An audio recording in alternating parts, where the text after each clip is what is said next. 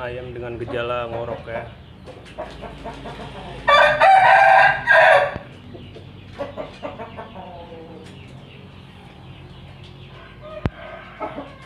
Sebelum tambah parah, kita beri bawang putih ya.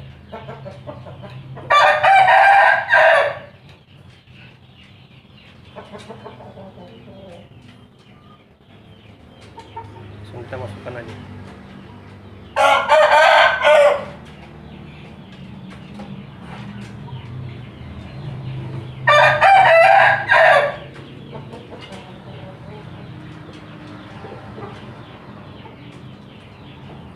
Cukup 1 siung.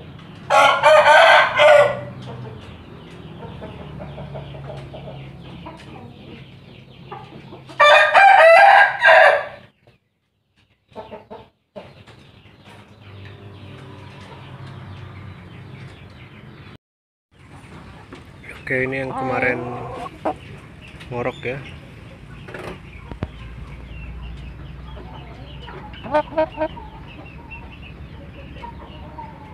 Sembuh, sudah hilang ngoroknya.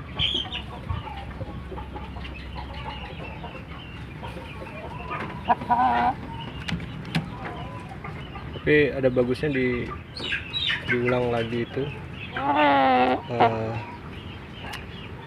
pemberian bawang putih paling tidak 3 kali ya.